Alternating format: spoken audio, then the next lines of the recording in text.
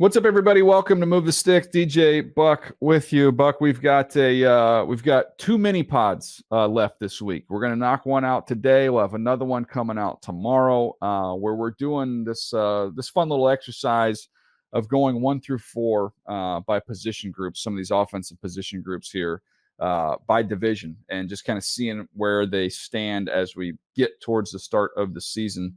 So today we're going to do a little running back action. If you missed the quarterback episode, that was out yesterday, so you can pull that up where we rank these guys. But a little mini pod today, Buck. Yeah, mini pod. These are fun. This is a fun exercise because it allows us to kind of dig into the individual players, but also what is the collective like? What is the rotation going to be like? Because ultimately, you're only as strong as your weakest link, and we'll get a chance to dig down deep and see who some of these weak links are in the running back room around the league. Yep. Let's get things started here. Let's start off Nabil with the font on this thing, Buck. It is challenging. I've got my glasses here, my readers, if I need them. So if those come on, I'm going to join you in the glasses fraternity to try and see the font that we've got working with here. Let's go AFC East. All right, DJ. So as my eyes are adjusting to this small font that Nabil put on the thing, like I'm trying to figure out who's who and what's what. But let's go in this order when it comes to the running back room. Let's go with the Miami Dolphins first. I'm going to go with the Buffalo Bills second, New York third, and then I'm going to go with the New England Patriots kind of pulling up the rear. And the reason why I went with the Dolphins, man, look, it's just a speed thing. We talk about Raheem Mostert, Devin A-Chain, just is it A-Chain or A-Chain? I can't remember because now the pronunciation goes back and forth. Yeah, it's A-Chain because I wanted it to be A-Chain because I wanted to do Come On Ride A-Chain. That's how I remember. That's how I remember. So when you think about that combination of guys and the fact that they face all these light boxes because of the weapons that they have on the outside, man, we see them get it done, and they get it done with everybody toting male. And I just think about the young guy we haven't even really talked about and didn't really talk about him a lot in the draft, but Jalen Wright coming over. Just a speed team who takes advantage of the space that is given to them, that is created by the way they go about doing their business, throwing the ball all over the yard. All right. So this is different than the quarterbacks. The quarterbacks, there was a lot of consistency. We all, Bucky and I were pretty much on the same page, minus maybe one spot here or there. This is different. And this is how I'm going to try and make my argument here. I've got the Jets 1. I've got the Dolphins 2. I've got the Bills 3. And I've got the Patriots 4. So here's how I'm going to present my case to the court here. Buck, as someone who's been in the draft room and been involved in the draft process, if I put these 4 players in the pool and I say, you've got the first pick, Breece Hall, Ramondre Stevenson, Raheem Mostert, James Cook, you're going to tell me you're not going to take Breece Hall with the first pick?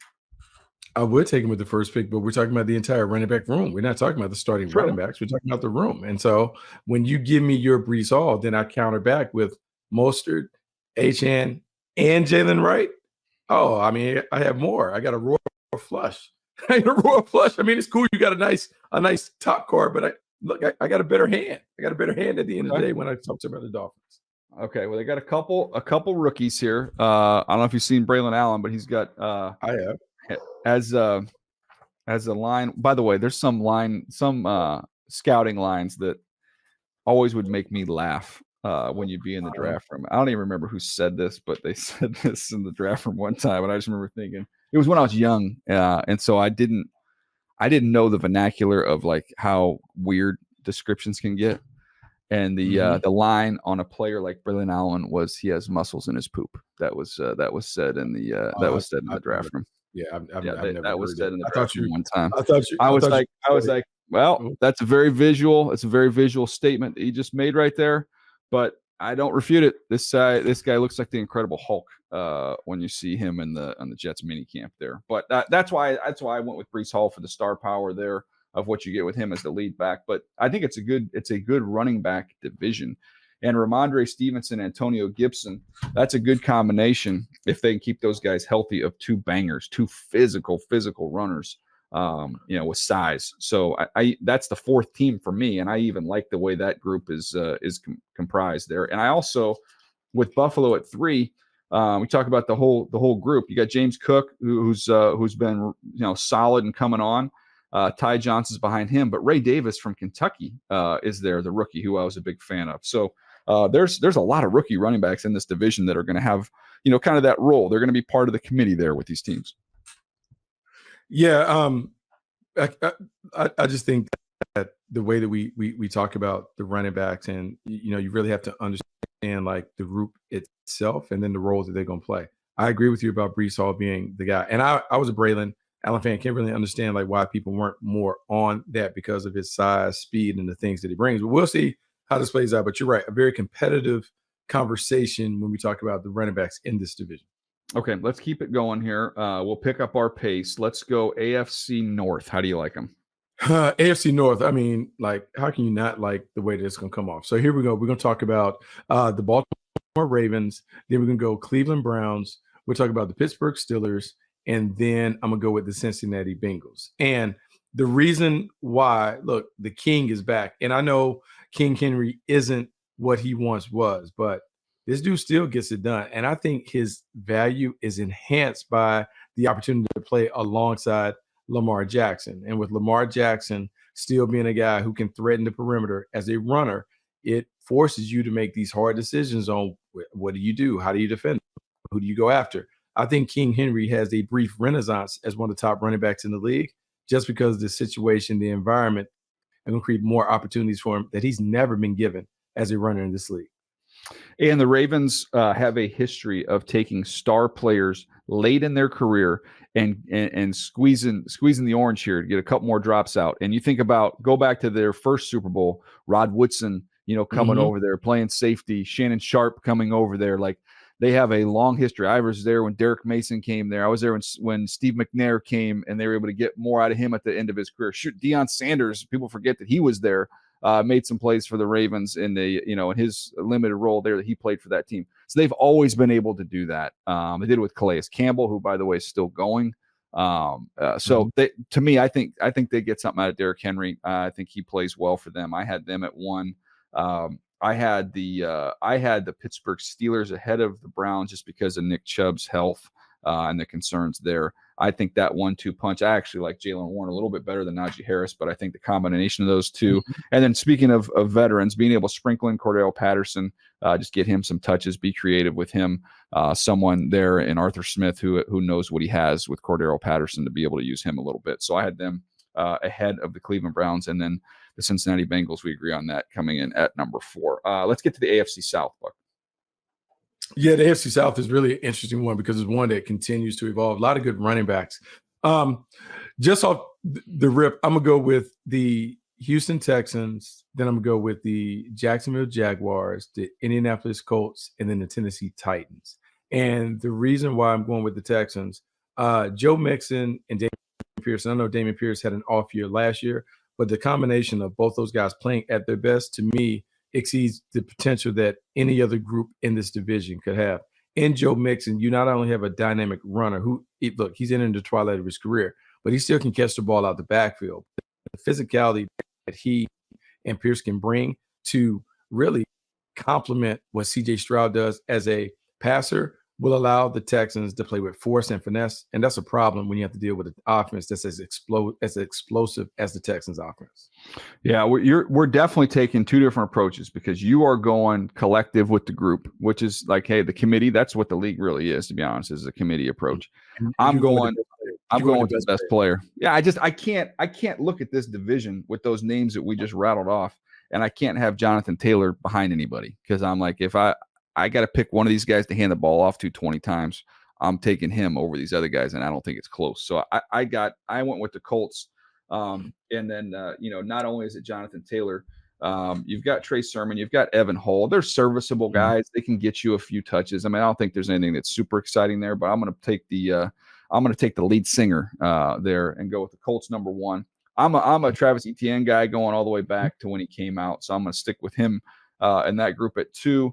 I'm going to go Joe Mixon, joining the Houston Texans, see how much he has left in the tank at 3, and then I'll go with the Tennessee Titans there at 4.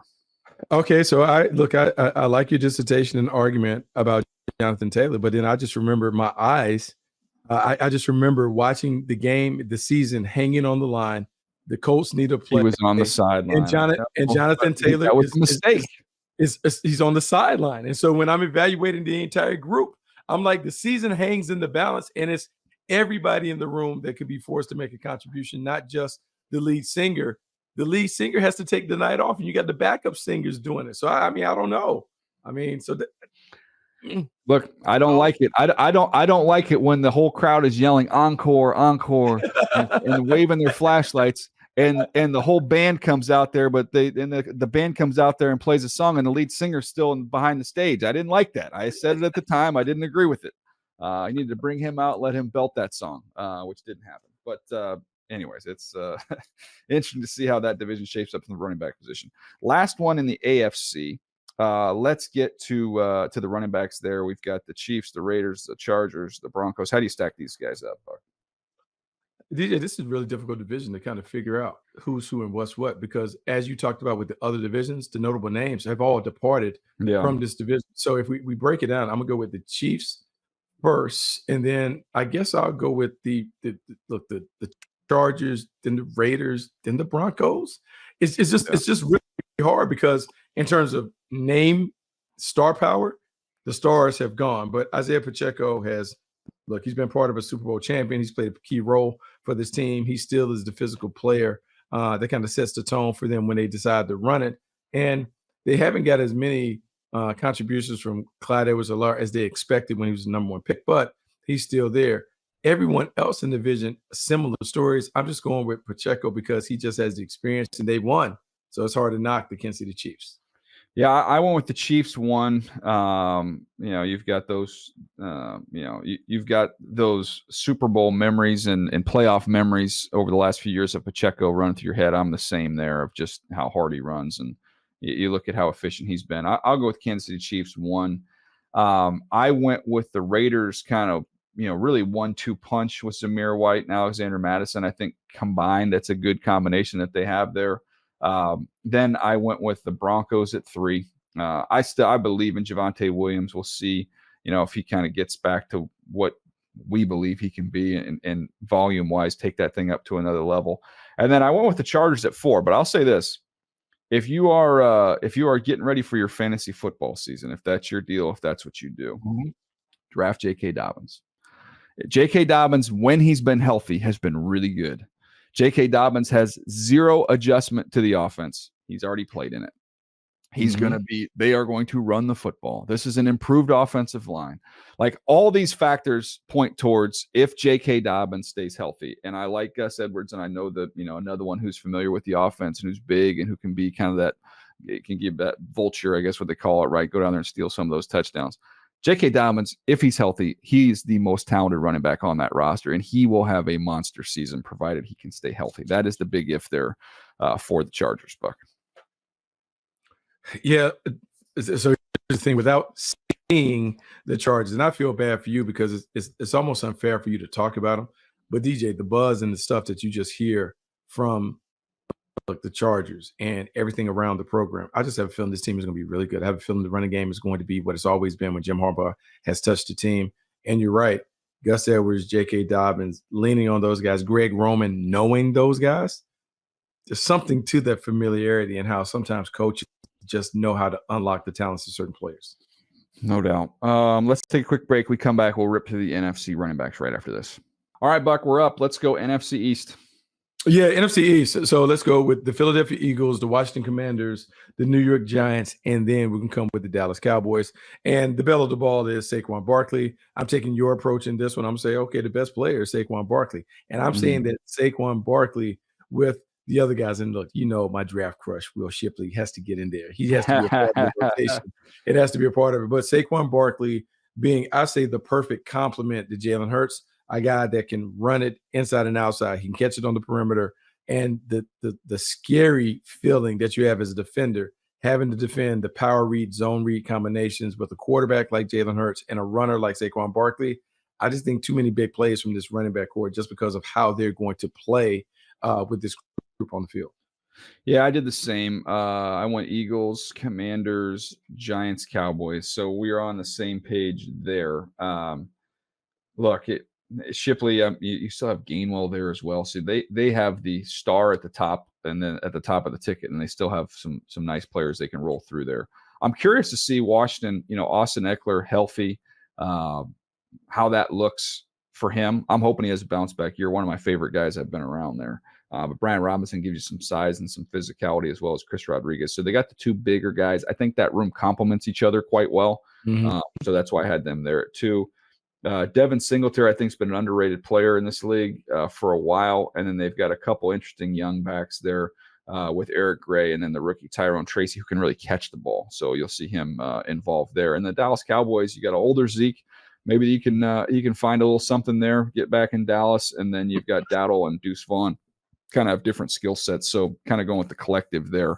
But I agree. Look, I don't agree with Coach Sirianni in that they took the Giants' best player, because I think that as great as Saquon is, I'd probably go with Big Dexter on the other side of the ball as the Giants' best player. But they got the best offensive player from a divisional opponent. That's a good coup there for the Philadelphia Eagles. Yeah, it is. It's a really good coup. They continue to they can swipe. They can swipe best players. They find a way to kind of get it done. And it's a team that is really, really interesting to watch. The Philadelphia Eagles have a lot of talent. Let's see if they can turn that talent into great production and a better performance than we saw a year ago. NFC North, Buck. NFC North, this is a really good division. We talked about a quarterback play and how competitive that conversation was, but this is another one that's extremely competitive. And I'm going to kind of go almost in the same order. I'm going to go with the Detroit Lions, the Green Bay Packers, the Chicago Bears, and the Minnesota Vikings. The Detroit Lions, when you just look at the combination that they have in the backfield of David Montgomery and Jahmyr Gibbs, and how they played off of one another, almost had like two guys go for 1,000 yards in terms of the way that they can able to interchange their responsibilities and roles in the backfield, the physicality and toughness to complement what Jared Goff is as a thrower.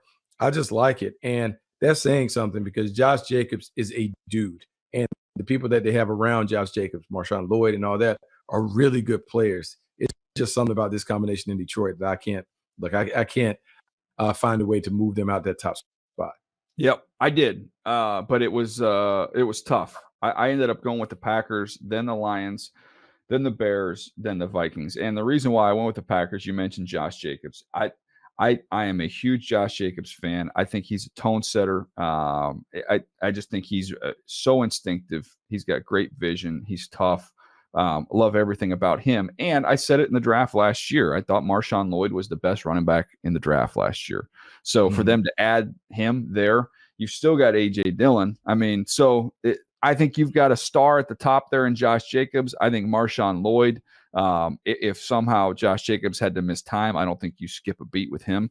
He can catch the ball out of the backfield as well. We saw that at the Senior Bowl as he started to get some opportunities there.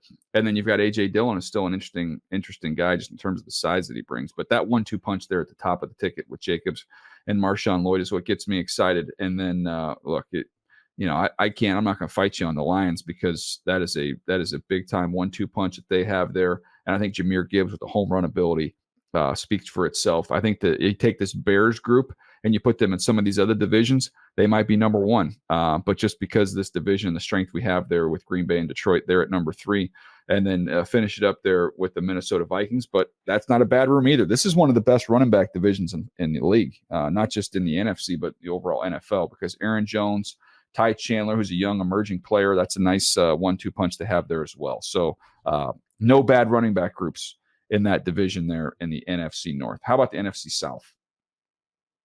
Okay, so the NFC South is a little different, but we talk about the best talent and how that goes. And so I'm going to go with the Atlanta Falcons first. I'm going to go with the New Orleans Saints second. Then I'm going to go with Tampa Bay, and then the Carolina Panthers. And the problem that I have in dealing, I think it's kind of self-explanatory about the Atlanta Falcons being first. Bijan Robinson is terrific. Tyler Algier is another back that could be a starting running back somewhere else. So to me, they're head and shoulders above the rest of the group. The tough thing that I have when I look at the Saints, the Panthers, and the Bucks, I love Alvin Kamara, but this isn't really supposed to be a lifetime achievement award. He hasn't been the same the last couple years. Can he turn back the clock as an older player? Whereas you look at Christian McCaffrey. Christian McCaffrey's production has been steady Eddie. Haven't got the same stuff from Alvin Kamara. And so that just brings, do you like Chuba Hubbard? Do you like Rashard White? Like, how does that go?